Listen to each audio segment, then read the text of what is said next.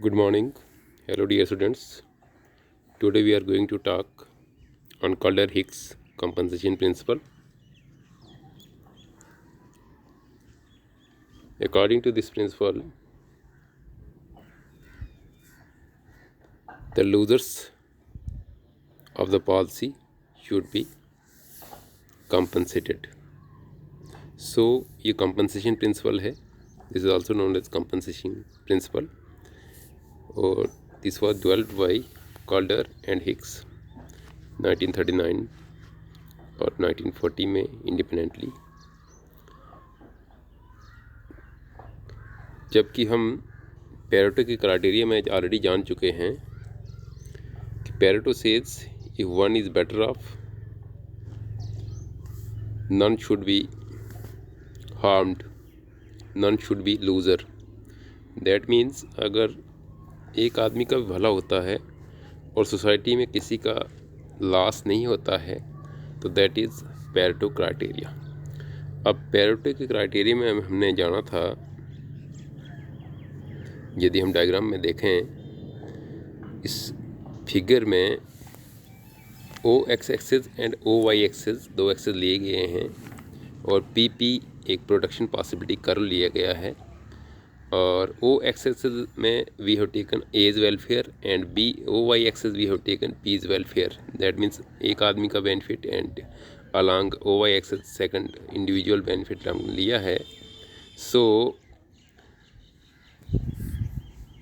If H is the initial position, अगर हम H को इनिशियल पोजीशन माने कि पहले गिवन सिचुएशन है, एच से हम स्टार्ट करें. अगर मूवमेंट टुवर्ड्स जे होता है, पॉइंट जे इस फिगर पर हम देखें, पॉइंट जे की तरफ मूवमेंट होता है या आर की तरफ मूवमेंट होता है, एच और एच से मूवमेंट होना मतलब एच से अगर कोई पॉलिसी चेंज होता है, कोई वर्क मिलता है, कोई प्रोजेक्ट आता है किसी विलेज में, किसी डिस्ट्रिक्ट में कोई प्रोजेक्ट आता है और एच से जो बेनिफिट होता है बी का, एच टू आर जो बेनिफिट है बी का हो रहा है, बी का बेनिफिट ज़्यादा हो रहा है, बट ए का पोजीशन में चेंज नहीं है, यानी कि A will remain at the same position H.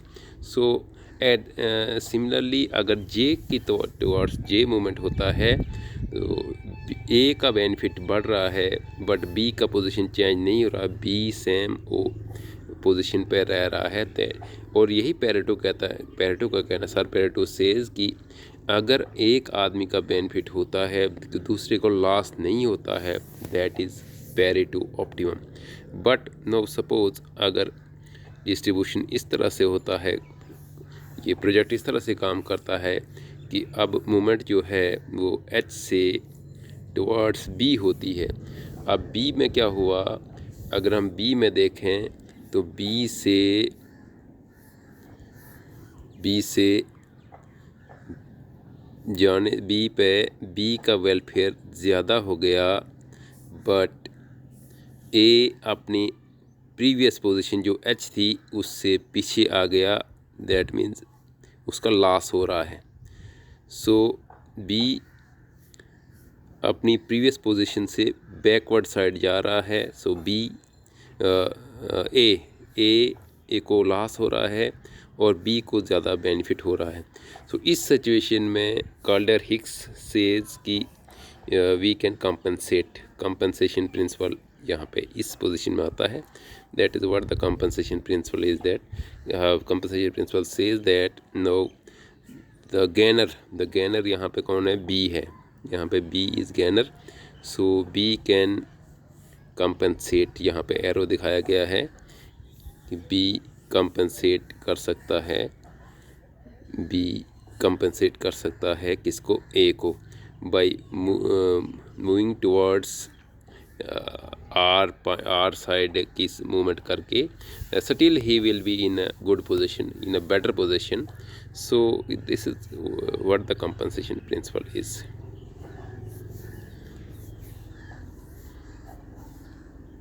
So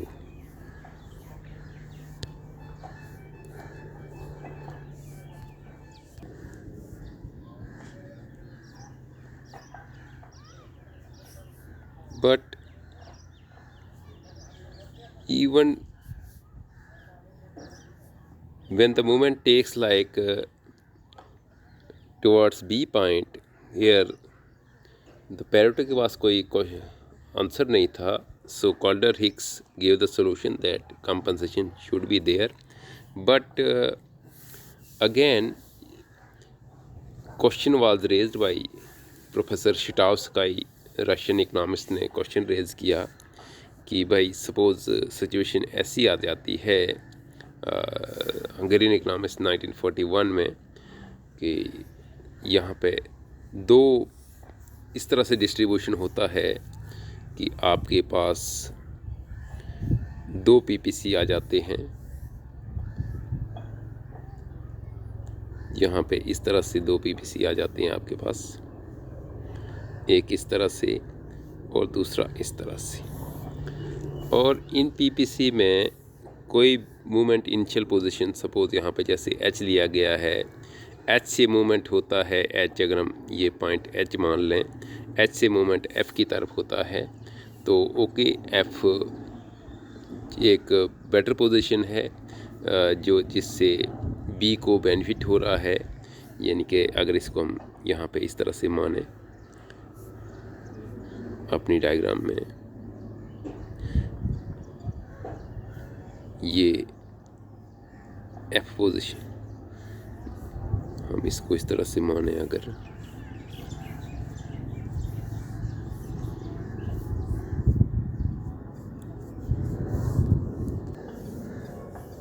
so H से जो मूवमेंट हो रहा है एफ की तरफ, तो एफ पे पॉसिबल है काल्डर-हिक्स प्रिंसिपल।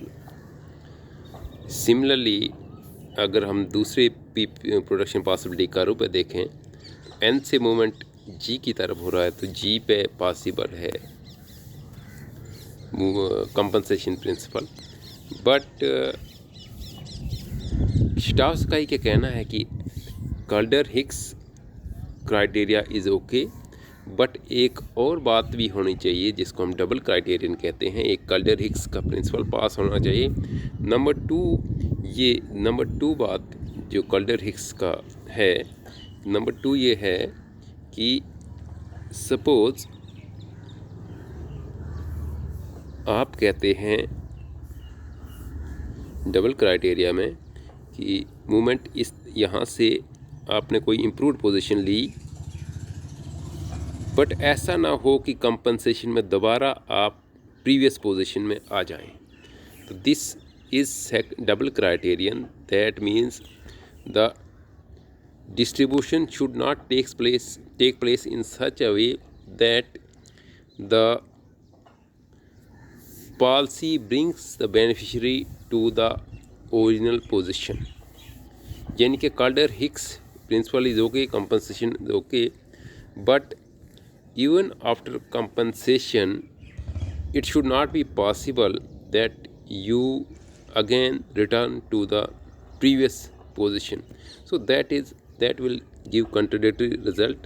और यही शिटाउस्काई का यहाँ पे कहना है कि अगर मूवमेंट एच से एफ की तरफ होती है तो एफ पे के एच पॉसिबल है, एन से जी की तरफ होती है तो के एच इज़ ओके, बट जब हम कंपेयर करें एफ और जी की पोजीशन पे तो ये again same production possibility curve पे हैं या इंडिफरेंस कर्व की बात करें तो यहाँ पर रिज़ल्ट कंट्राडिक्टरी हैं।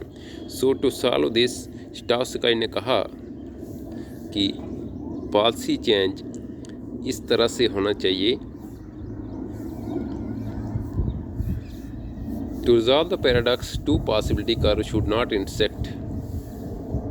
जैसे कि डायग्राम में दिया गया कि दो पीपीसी जो हैं आपस में इंटरसेक्ट नहीं होना चाहिए, कटनी नहीं चाहिए, जैसे यहाँ पे दिखाया गया। और यहाँ पे डबल क्राइटेरियन सेटिस्फाई होता है, अगर एच से मूवमेंट एफ को होता है तो के एच भी पॉसिबल है, और रिवर्सल टेस्ट भी यानी कि बैकवर्ड मूवमेंट पॉसिबल नहीं है, प्रीवियस पोजीशन पे आना पॉसिबल। हाँ यस, अगर टू पीपीसी इंटरसेक्ट करें, अगर टू पीपीसी इंटरसेक्ट करते हैं तो यहाँ पे प्रीवियस पोजीशन पे आना पॉसिबल हो जाता है। सो काल्डर-हिक्स का कहना है कि distribution should not be in such a way that दो आपका पीपीसी आपस में इंटरसेक्ट करें। This is how to resolve the, क्योंकि दो पीपीसी कट करेंगे तो प्रीवियस पोजीशन पे जाहिर सी बात है कि आपका जो इंटरसेक्टिंग पॉइंट है वो आपको प्रीवियस पोजीशन पे रहेगा। सो रिवर्सल टेस्ट यहाँ पे जो ओरिजिनल पोजीशन पे आना पॉसिबल हो जाएगा। सो डबल क्राइटेरियन सेटिस्फाइड नहीं होगा। सो डबल क्राइटेरियन को सेटिस्फाई करने के लिए ऐसा डिस्ट्रीब्यूशन होना चाहिए कि जहाँ पे two PPC should not intersect. So this is what Calder-Hicks principle, and some limitations are there. Calder-Hicks principle just says compensation, but actually practically there is nothing, and compensation can be refused, and yes, the principle is assumed free of value judgments, but actually it is not, according to Professor Baumol and further other economists say that social desirability की जो हम कहते हैं तो actually में वो social welfare का major नहीं है। नेक्स्ट इज प्रोडक्शन को ही यहाँ पे ज़्यादा फोकस किया गया है, डिस्ट्रीब्यूशन हैज़ बीन इग्नोर्ड। सो जबकि इकोनॉमिस्ट कहते हैं कि production and distribution can not be separated. So thank you one and all.